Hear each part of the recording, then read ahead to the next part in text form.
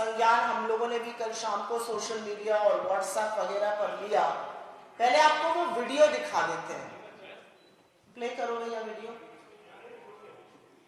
Tuesday को उनको अपना जो है अकाउंट नंबर आपका मुझे चाहिए होगा। मैं आपको ट्यूसडे 4 बजे इंडियन टाइम कॉल करूंगा। वो लखनऊ जाके खास हमें फोन करेगा। और एक और थी पार्टी, वो त्यागी जी थी, अगर आपने नाम सुना हो त्यागी जी, मैं आपको बताता रहता हूँ, आरबीआई से जो रिटायर्ड है। हाँ, तो उनकी पार्टी है, वो भी लखनऊ में है। वो 100 CR दे रहा है हमको। वो थर्सडे होना है। लेकिन ये जिसने 18 दिया है ना, ये अपने सेट कर लिया है अकाउंट में, ये 21 देगा नेक्स्ट मंडे को। तो ट्यूसडे को चेक कीजिए क्या है। ट्यूसडे आई थिंक होगी, आज कितनी हो गई जी? आज नहीं, फ्राइडे होगा भैया। 16 को अपने ये 18 हो जाएगा और 16 + 7 23 को अपना 21 हो जाएगा। लेकिन उसी बीच में ये लखनऊ वाला त्यागी जी का बंदा आ गया है 100 CR वाला। लेकिन ये नेक्स्ट वीक हम 18 मूव कर सकते हैं।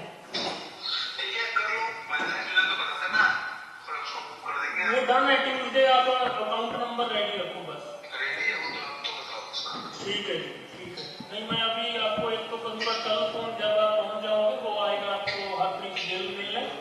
और जैसे भी आपका DHL का लीज हो जाए मुझे बता दीजिएगा, क्योंकि यहाँ पे उसको पेमेंट करके रखी हुई है सारी कस्टम की, तो मुझे बता दीजिएगा कि लीज हो गई। ठीक है भैया, चलिए ट्यूसडे भगवान ने सब अच्छा रहा तो ट्यूसडे इसको मूव करना। नहीं, ये तो जो राजस्थान पंजाब वाली पार्टी थी ना, 18 एक दिया, 21 एक देना है। नहीं, 18 तो आ गया है ना। बिल्कुल, वो बोला बैंक मैनेजर की ट्यूसडे वो मूव कर देगा, आप जहां भी बोलोगे। ये है 18। इसी बंदे ने 21 और देना है नेक्स्ट ट्यूसडे, जिसने 18 दिया। त्यागी जी का 100 वाला वो सेपरेट है, उसको भूल जाइए, वो मैं जब हो गया मैं बता दूंगा। ठीक है, ये 18 और 21 को रखिए अपने दिमाग में बस। वो जब 100 आ गया मैं बता दूंगा, मेरे पास 100 मिल गया उनका लिक्विड। ओके गुरु जी, ठीक है। नमस्ते भैया, कैसे हो? हेलो, आ रही है आवाज? अच्छा, अभी ग्वालियर में हो या वापस नहीं आ गया? अच्छा जी, अच्छा। उसका भैया अपने बैंक वाले का उसका कॉन्फर्मेशन आ गया था, बोला कि फ्राइडे तक ही आपका ये सारा 18 का 18 CR टोटल जमा हो जाएगा 4 अकाउंट। तो उसके बाद मुझे चाहिए एक अकाउंट जहाँ पे आपको या रोहित भैया को किसी को भी भेजना, वो वाला। तो वो बोले कि नेक्स्ट वीक, जैसे मैंने आपको टेक्स्ट किया था कि मंडे या ट्यूसडे वो इस 4 अकाउंट में से चारों ट्रांजैक्शन बना के 4 की 5 की, तो 18 वाला टोटल उस अकाउंट में डाल देंगे जहाँ हमें चाहिए। दूसरा, उस बंदे ने बोला कि 21 जो है मेरे पास अवेलेबल है 23rd या 24th को। तो वो बोलेंगे कि हम आपको देंगे, आप अपने में जमा कीजिए, उसके बाद आगे सेंड कीजिए जहाँ भी करना है, क्योंकि मैंने किसी का नाम नहीं बताया वो किसको जाता है। इनकी जो है ना कि ये ट्रेडिंग फर्म है और ये माइनिंग है इनकी राजस्थान में। और मोहाली वाला तो लैंड का डीलर है, वो पॉलिटिशियंस की लैंड की डील वगैरह करता है, ऑफिसर्स की लैंड की डील करता है, वहां से ये लिक्विड आता है सारे। तो फिर मुझे आप बता देना किस में बेचने हैं। तो अगर पहले बताना चाहो तो पहले बता देना, अगर उसी दिन बताना है तो उसी दिन बता देना, वो आपके। ये टोटल 39 दे रहा है हमें इस मंथ में। लेकिन वो बोले कि अप्रैल के मंथ में तकरीबन इतनी अमाउंट जो है और ठीक ठीक है ना जी। तो उसके बाद बोले कि जी 2-2 मंथ बाद, 1-1 मंथ बाद आप लेते रहिए, हम आपको टाइम का फ्रेम बताते रहेंगे। लेकिन मैंने वो 2.5 साल बोले थे, मैंने 3 साल बोला है कि 3 साल बाद आप वापस लेते रहिए। हमें कोई इंटरेस्ट नहीं देना है, 90% हमें उनको बैक कर देना है। ठीक है जी। तो मुझे आप पता करके रुको यहाँ की लाइट ऑन कर दीजिए प्लीज। जिससे मोनेटो को जाना है, जिस पर आप कॉन्ट्रैक्ट मोनेटो से कर सकें, अपने आपके पास प्रूफ हो कि जी हमने इन्वेस्ट किया है ना, वो सेटअप कर लीजिए प्लीज। ओके,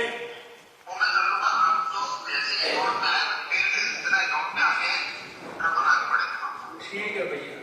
दूसरा, मैंने भाभी को उसका ट्रैकिंग भेजा था, जो पैकेज है वो दिल्ली एयरपोर्ट पे ना कर रहा है वेट। उन्होंने आई थिंक DHL के पास आपका नंबर है, आपको किया भी होगा फोन, वो बोले कि आंसर नहीं किया किसी ने।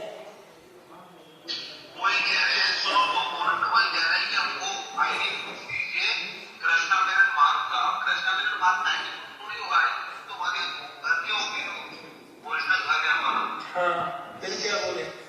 तो उसको फिर मैं यहाँ से क्या करवाऊँ कि वहां पे हो जाए?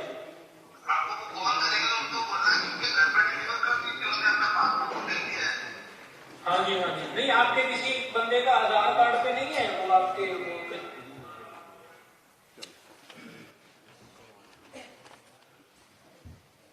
ये एक वीडियो है और ये जबरदस्त वायरल हो रहा है, और इसमें केंद्रीय मंत्री श्री नरेंद्र सिंह तोमर जी के बेटे देवेंद्र तोमर जी बड़ी पैसे की लेन देन करते हुए प्रतीत हो रहे हैं। हम इस वीडियो की सच्चाई की, सत्यता की न पुष्टि करते हैं न खंडन करते हैं, वो काम जांच एजेंसियों का है। लेकिन कुछ भी कहने से पहले 2 बातें जरूर कहूंगी। कितनी विडंबना है कि आज भारतीय जनता पार्टी ने एक गाना रिलीज किया है मध्य प्रदेश के लिए। वो गाना वॉशिंग पाउडर निरमा की तर्ज पर लगाया गया है, और सच को कितना भी छुपाओ ऐसे ही सच उभर जाता है कि वही वॉशिंग पाउडर है जिससे नरेंद्र सिंह तोमर, जिससे शिवराज सिंह चौहान, जिससे हेमंत बिस्व शर्मा, नारायण राणे, शुभेंदु अधिकारी, येदुरप्पा, रेड्डी ब्रदर्स, एक लंबी फहरिस्त है। ये सब उस निरमा पाउडर से नहाते हैं, अपने दाग धब्बे धोते हैं और भाजपा का हाथ थाम लेते हैं, या भाजपा में होने के नाते इनके खिलाफ कोई जांच नहीं होगी। तो कितनी बड़ी विडंबना है कि जब आप आज इतना बड़ा खुलासा हो रहा है, तो निरमा वॉशिंग पाउडर पर एक ऐड बनाया है।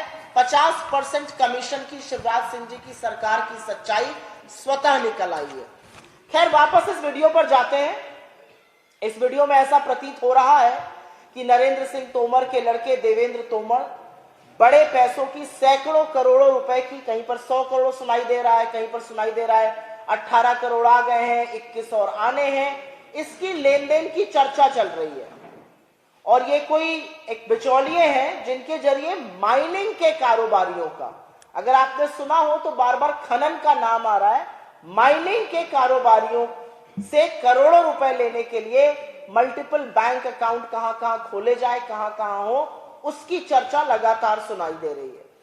सनद रहे, बस याद रहे कि नरेंद्र सिंह तोमर जी इस्पात और खनन के मंत्री भी रह चुके हैं मोदी सरकार में, और ये डायरेक्ट पैसा लेने की बात खनन के, माइनिंग के कारोबारियों से हो रही है।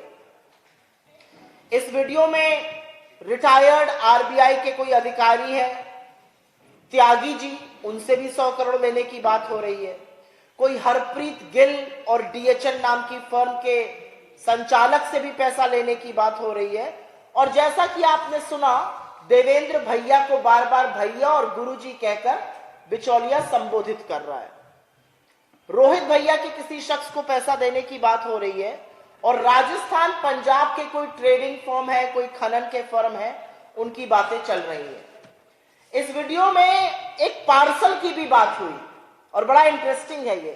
इसमें कहा गया भाभी जी, अब वो भाभी जी नरेंद्र सिंह तोमर जी की पत्नी की चर्चा चल रही है या देवेंद्र तोमर जी की पत्नी की चर्चा चल रही है, मैं नहीं जानती, लेकिन एक भाभी जी जो कि तोमर ही खानदान से संबंध रखती हैं, संभवतः उनकी पत्नी है, उनके नाम एक पार्सल पहुंचाने की बात हो रही है और बिचौलिया कह रहा है कि एड्रेस प्रूफ चाहिए कृष्ण मेनन मार्ग का, और देवेंद्र भैया कह रहे हैं एड्रेस प्रूफ तो जी हमारे घरों का है, कृष्ण मेनन मार्ग का नहीं है, पासपोर्ट है।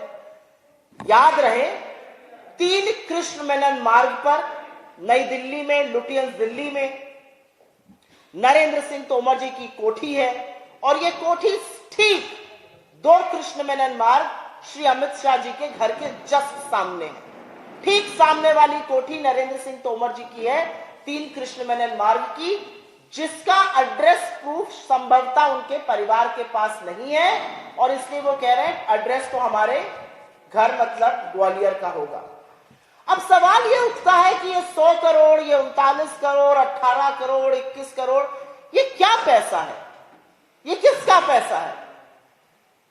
ये कौन दे रहा है? ये क्यों दे रहा है? जिस पैसे का जिक्र किया जा रहा है, क्या इस पैसे को सार्वजनिक किया गया है? ये खनन के कारोबारी कौन है और वो देवेंद्र भैया को पैसा क्यों दे रहे हैं? सवाल इस बात का है। असलियत यह है कि यह पैसा मध्य प्रदेश के किसानों का, मध्य प्रदेश के गरीबों का, मध्य प्रदेश के मजदूरों का, मध्य प्रदेश के युवाओं का, मध्य प्रदेश की महिलाओं का पैसा है, जिसको लूटकर संभवतः तोमर वंश, तोमर खानदान, नरेंद्र सिंह तोमर जी का परिवार अपनी तिजोरियां भरता दिख रहा है। क्योंकि सवाल ये उठता है, ये पैसा कौन दे रहा है भाई? 100 करोड़ किसी को आप क्यों दे रहे हैं? वो कौन से बैंक अकाउंट है जिसमें आप 100 करोड़ रुपए देने को तैयार हैं? और क्यों तैयार हैं? किसका पैसा है? किस लिए दिया जा रहा है? एक खनन का कारोबारी इनको पैसा क्यों देगा? अब बात आती है मोदी जी पर। मोदी जी को तो ईडी खेलने का बहुत शौक है। एक वो गाना आया था, ये ईलू ईलू क्या है, इनसे पूछा जाना चाहिए ये ईडी क्या है। मोदी जी को ईडी खेलने का बहुत शौक है। जब घबराते हैं और बौखलाते हैं और संकट में होते हैं तो हम और आप अपने इष्ट को याद करते हैं, वो ईडी को याद करते हैं। और जो नंगा नाच ईडी ने राजस्थान से लेकर छत्तीसगढ़ में चुनाव के दौरान किया है, वो सबके सामने है। मनगढ़ंत आरोप लगा लगाकर ईडी को छोड़ा हुआ है मैदान में, और ईडी ये चुनाव लड़ रही है भाजपा के बिहाफ पर। तो ईडी खेलने का इतना शौक है, तो आज सवाल यह है कि जब वीडियो प्रूफ यहां पर अवेलेबल है, ईडी कब आएगी नरेंद्र सिंह तोमर के घर पे? सीबीआई और इनकम टैक्स कब आएंगे नरेंद्र सिंह तोमर के घर पे? कब पूछताछ के लिए देवेंद्र तोमर को बुलाया जाएगा? आज सवाल इन बातों का है। क्योंकि एक बात साफ है, यह वीडियो और इसकी बात सुनकर लगता है कि यह काले धन पर चर्चा हो रही है, यह अनअकाउंटेड वेल्थ पर चर्चा हो रही है, मल्टीपल बैंक अकाउंट्स पे चर्चा हो रही है, पार्सल फलाने से आ रहा है, फलाना इतना देगा, ऐसा होगा वैसा होगा, ये सारी बातें हो रही है। तो भाई काला धन पे जो प्रहार करने का बड़ा डंका बजाते हैं, उनकी ईडी, उनकी सीबीआई, उनकी इनकम टैक्स को सांप क्यों सूंघ गया? इस वीडियो को देखने के बाद भाजपा में सुई पटक सन्नाटा क्यों है? कब ईडी के टिकट कटाए जाएंगे कि वो भोपाल या ग्वालियर पहुंचे और शिवराज सिंह चौहान जी से लेकर नरेंद्र सिंह तोमर जी से पूछताछ करें? क्योंकि एक बात और भी साफ है, और यह भी बिल्कुल साफ बात है कि एक लड़का अकेले अपने दम पर सैकड़ों करोड़ों का ये पूरा गोरख धंधा नहीं कर सकता है। और मुझे कोई भी गुर्रेज नहीं है ये कहने में, मुझे जरा सा भी संशय नहीं है कहने में कि इसमें बड़े बड़े लोगों के तार जुड़े हुए हैं। आखिर कौन कौन शामिल है इसमें? क्या ये सारी कवायद बिना शिवराज सिंह चौहान जी के शामिल हुए हो सकती थी? क्या इसमें केंद्रीय मंत्रियों की साठगांठ नहीं है? और क्यों चुप है भाजपा? क्यों चुप है प्रधानमंत्री? क्यों चुप है मुख्यमंत्री? क्यों चुप है अमित शाह जी? क्या वित्त मंत्रालय को यह पता भी नहीं है कि ऐसी बातें हुई है? और अब जब वीडियो आ गया तो उसके बारे में ये लोग क्या कर रहे हैं? और याद रहे, नरेंद्र सिंह तोमर कोई छोटे मोटे व्यक्ति नहीं है। संभवतः नंबर 5 की वरीयता पर है मोदी सरकार में। ये वही मंत्री हैं जिनकी नाक के नीचे 750 किसानों की शहादत हुई, और ये और इनके साथी मिलकर किसानों को गुंडा, मवाली, नक्सली और राम जाने क्या क्या बुलाते रहे। ये वही व्यक्ति हैं। तो आज पूछा जाना है कि ये घूस कौन ले रहा है, क्यों ले रहा है, क्या प्रलोभन था, इसके चलते कौन सी नीति का निर्माण हुआ, इसके चलते किसका भला हुआ, किसको बैकडोर से एंट्री मिली। आज ये सारी बातें साफ होनी चाहिए। किसी अप्रैल की बात हो रही है, वो 2023 अप्रैल है, वो 2022 अप्रैल है, वो उसके पहले का अप्रैल है, मुझे नहीं पता, लेकिन हम नवंबर 2023 में चुनाव के पहले बात कर रहे हैं और भाजपा के पास इस बात का कोई जवाब नहीं है। और मैं फिर से कहूंगी, प्रतिशोध और ओछी गंदी राजनीति करने वाले भाजपाई, खास तौर से इस देश के प्रधानमंत्री नरेंद्र मोदी, आप चुप नहीं रह सकते हैं। आपकी कोई नैतिकता नहीं है भ्रष्टाचार पर बात करने के लिए। अगर नरेंद्र सिंह तोमर और उनके परिवार के खिलाफ कार्रवाई नहीं होती, इस मामले का संज्ञान नहीं लिया जाता।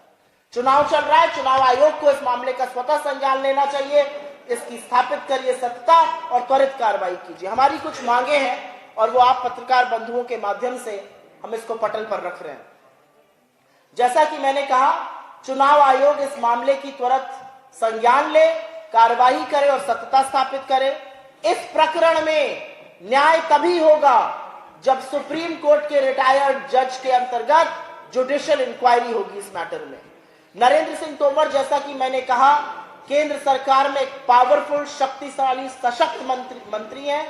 उनको बर्खास्त किया जाना चाहिए जब तक इस मामले की छानबीन ना हो जाए और रिपोर्ट ना आ जाए, क्योंकि ऐसा प्रतीत होता है साफ तौर से कि ये काला धन है।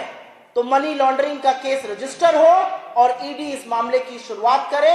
ईडी जिसको सांप सूंघ गया है, सीबीआई जिसको सांप सूंघ गया है, इनकम टैक्स जो मौन है, वो इस मामले का संज्ञान ले, केस रजिस्टर करे और इस पर कार्रवाई शुरू करे।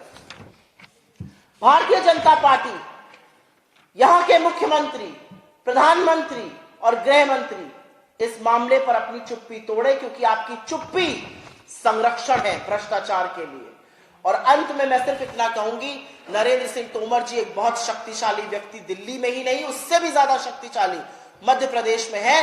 और जब तक उनका लड़का बाहर रहेगा, वो किसी भी इन्वेस्टिगेशन को फ्री और फेयर नहीं कर सकता है।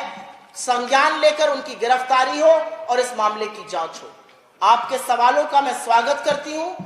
मैंने कि जैसा कहा, यह सोशल मीडिया पर एक वीडियो था, ये वायरल हुआ, तमाम लोग इस पर प्रतिक्रिया कर रहे हैं। वीडियो से प्रतीत हो रहा है साफ तौर से कि ये उनके बेटे हैं। इसका सत्यापन हम नहीं कर रहे, लेकिन हाँ, हम डंके की चोट पर यह कह रहे हैं कि सार्वजनिक जीवन में रहने वाले लोगों के ऊपर अगर ऐसा आक्षेप, अगर ऐसा आरोप लगता है, तो वो शक्तिशाली पदों पर नहीं बैठ सकते हैं। Caesar's wife has to be above suspicion. और न्याय और मर्यादा और नैतिकता की डिमांड है कि नरेंद्र सिंह तोमर अपने पद से तुरंत इस्तीफा दे या बर्खास्त किए जाए। आपके सवाल।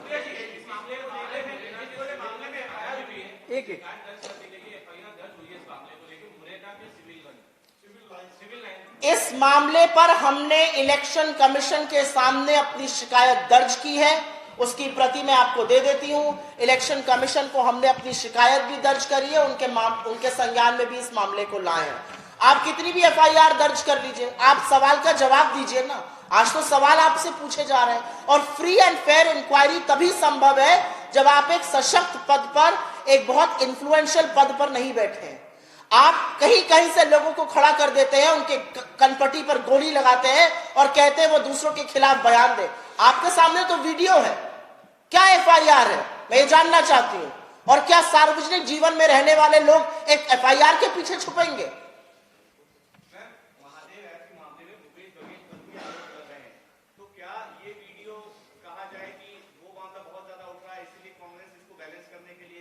ये वीडियो हमने निकाला है, ये वीडियो हम लेकर आए हैं सार्वजनिक जीवन में, ये वीडियो हमने सोशल मीडिया पर लगाया है? बिल्कुल भी नहीं। ये वीडियो हमें मिला सोशल मीडिया पर, ये वायरल हो रहा था। आप ही के कुछ पत्रकार साथियों ने इस वीडियो के बारे में संज्ञान लेकर ट्वीट किया, किसी ने फेसबुक पर डाला। जब हमने ये वीडियो देखा और प्रमुख विपक्ष होने के नाते हम बिल्कुल इसको उठाएंगे, क्योंकि ये मध्य प्रदेश के लोगों की लूट है और इसको उठाना हमारा परम धर्म है। और मुझे नहीं लगता कि ये बैलेंसिंग एक्ट की जो आप बात कर रहे हैं, ऐसा हम करते हैं। हम तो डंके की चोट पर कह रहे हैं। हमारे तो मुख्यमंत्री ने अमित शाह जी का चैलेंज स्वीकार कर लिया। वो तो सीना ठोक के कह रहे हैं, आइए मैदान में, करिए बहस। क्यों भाग रहे हैं अमित शाह जी? मेरा अपना मानना यह है कि जो महादेव ऐप की कंट्रोवर्सी है उस पर मोदी सरकार पूरी तरह से संलग्न है। मेरा अपना मानना है कि मोदी सरकार के हाथ काले हैं।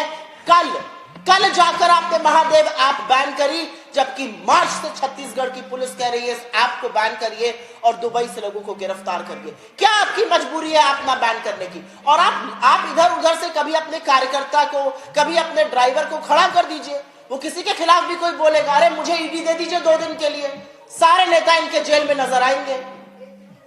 और कौन कौन से मोदी भाग जाएंगे ये मैं आपके सामने कहना नहीं चाहती हूं। 48 घंटे के लिए ईडी मेरे हाथ में दीजिए आप।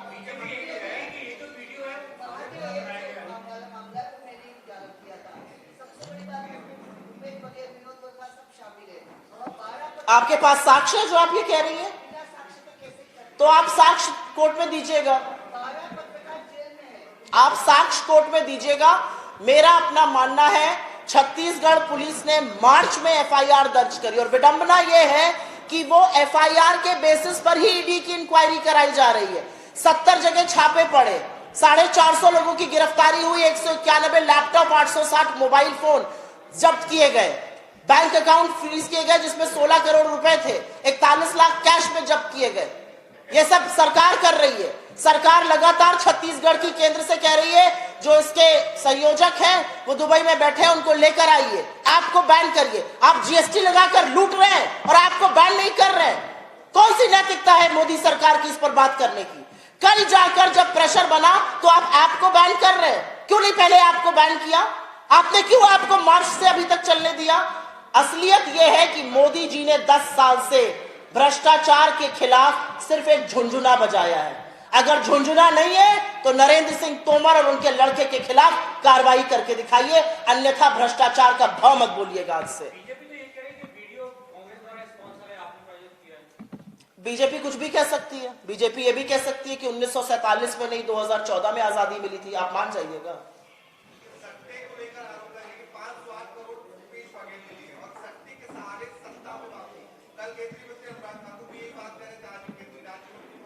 अनुराग ठाकुर जी जिनका आपने नाम लिया है वो व्यक्ति हैं जिन्होंने हंसकर कुछ ऐसा कह दिया था कि दिल्ली में दंगे हो गए थे।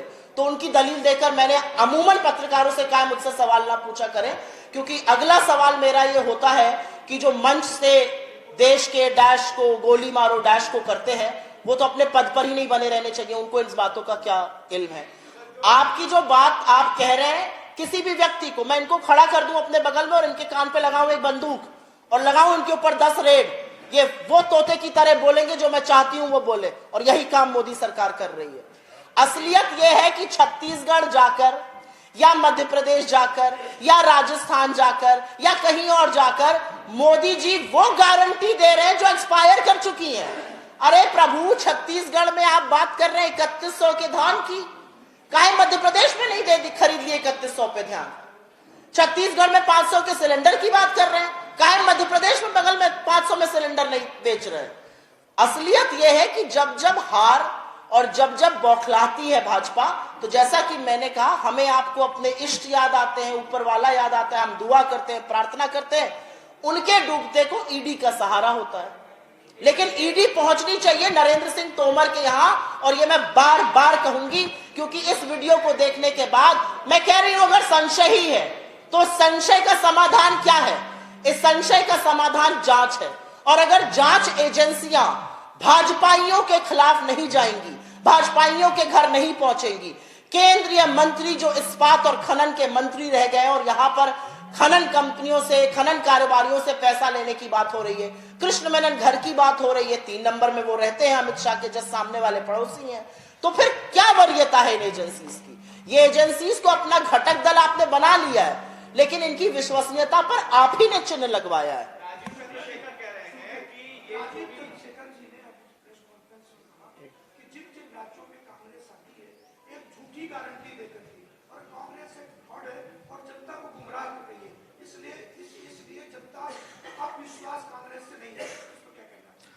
राजीव चंद्रशेखर जी के अनर्गल बयानों से हम सब परिचित हैं, और राजीव चंद्रशेखर जी पहले इस बात का जवाब दें कि ये जो एप्पल से नोटिफिकेशन आया था और जहां पर वो मिनिस्टर ऑफ स्टेट हैं आईटी में, उसके बारे में क्या कर रहे हैं, उसके बारे में झूठ बोलना कब बंद करेंगे, उसकी तफ्तीश कब कराएंगे।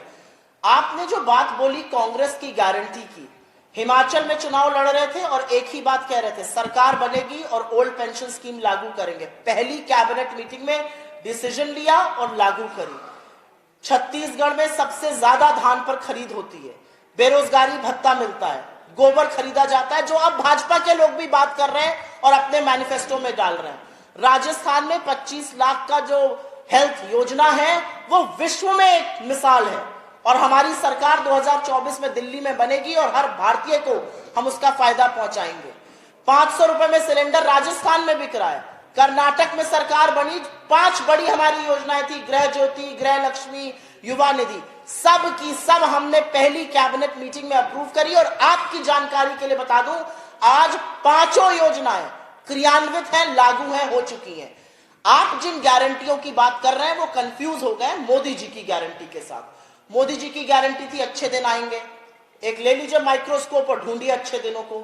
मोदी जी की गारंटी थी 15 लाख रुपए आएंगे, 2 करोड़ सालाना रोजगार बनेंगे, रुपए और डॉलर का दाम एक हो जाएगा, 83 के पार हो गया है, पेट्रोल और डीजल 40 पे बिकेगा। इन सब गारंटीज, इन सब जुमलों में मुझे लगता है उनके मंत्री कंफ्यूज हो गए।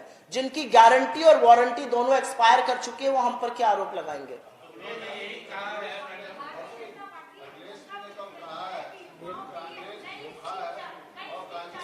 एक व्यक्ति पूछेगा तो सवाल का जवाब दूंगी, इनके बाद आपके पास आ जाऊंगी, 2 मिनट बैठ जाइए। कांग्रेस पार्टी झूठ बोलती है और धोखा देती है, इससे कुछ समझौता नहीं, हमारा आगे भी होगा। नहीं, मुझे लगता है आपने उनके कथन को जरा ज्यादा बढ़ा दिया। मैंने उनका कथन सुना भी है और पढ़ा भी है, उन्होंने उतना नहीं कहा है जितना आप बोल रहे हैं। जी,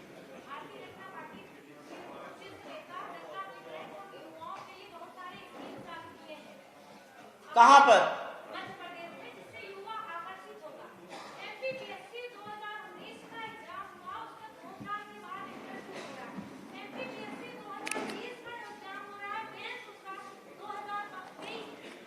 सवाल क्या है?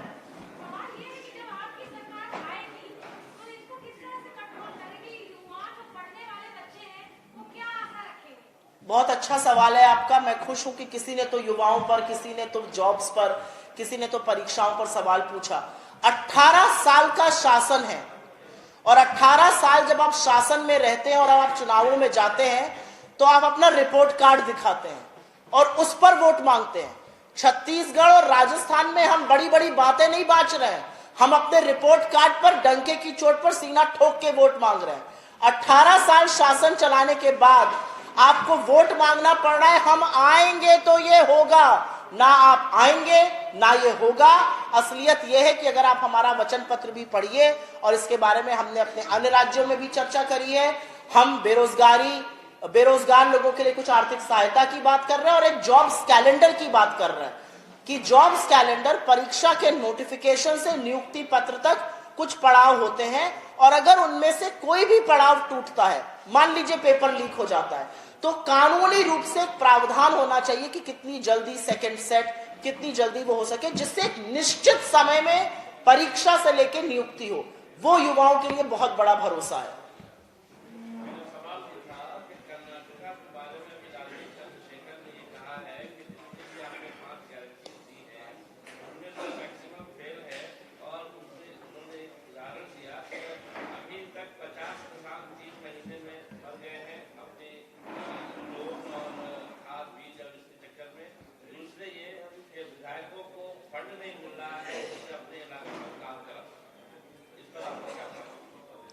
कर्नाटक में जो हमने बस सेवा फ्री करी, उससे महिलाओं के हाथ में 2,500 से 3,000 रुपए आया।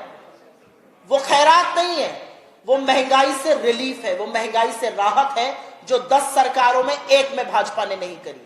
कर्नाटक में हमने अगर युवा निधि की या बिजली की बात करी, उससे परिवारों में बचत हुई।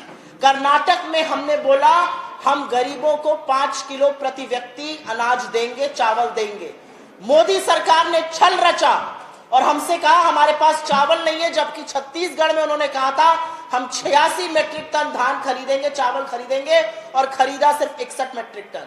ये उनका दोगलापन है, ये उनकी दोहरा मापदंड है। हमारी जो जो योजनाएं हैं उससे लोगों को फायदा हो रहा है और आने वाले चुनावों में सपाट होने वाली है भाजपा लोकसभा में कर्नाटका में।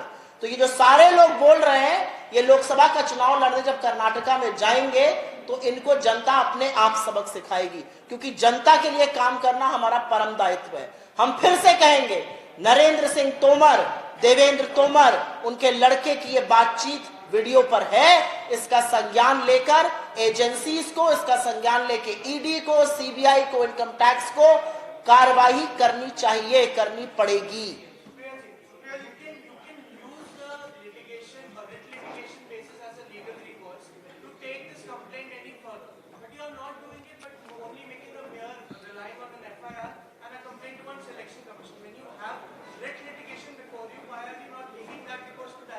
So what do you expect us as a responsible opposition to do? To keep quiet about it and not do a press conference? What do you know we are doing next?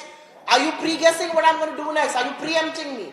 I think as a responsible opposition, it is my duty first to talk about something that's in the public domain. And how does anyone have an issue with that? It's bizarre that somebody can even ask me that question. As a responsible opposition, I see a video where clearly the man is talking about black money, where clearly the man is talking about unaccounted wealth, where clearly the man is talking about graft, which is coming from the mining barrels. And his father has been the minister of mining. His father lives on Krishna Menon Road, something that is being referred to in this video. So what do you expect the opposition to do? I mean, I think your bar for the opposition to act is either way too low or way too high. I think as a responsible opposition, I will first talk about it publicly. I will first come to the public court through people, through journalists like you, and then take whatever recourse we have. Elections are going on. We have gone to the Election Commission and we will take legal recourse if and when we have to. So I think to expect the opposition to keep a tape on its mouth and just keep quiet is a little bizarre, I would say.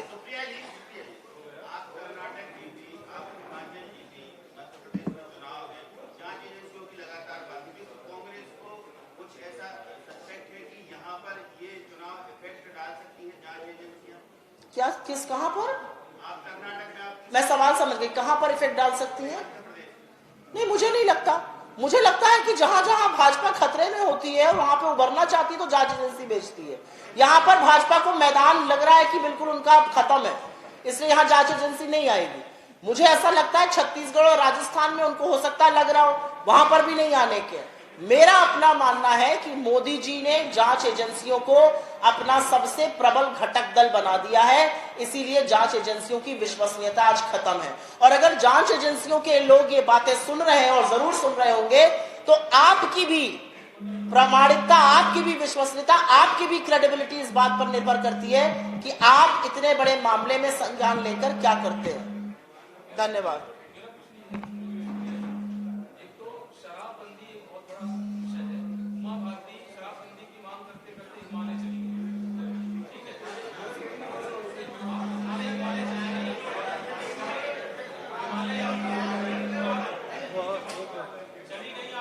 सवाल क्या है?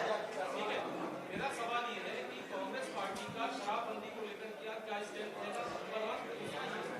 शराबबंदी को लेकर क्या रहेगा? दूसरे पर कि सिखों का वोट कांग्रेस पार्टी को पूरे हिंदुस्तान से चाहिए, सिखों का वोट कांग्रेस को पूरे हिंदुस्तान से चाहिए, लेकिन एक प्रधानमंत्री जो आपका सिख है वो आपके पोस्टरों से, वोटिंग से आखिर कहां चले?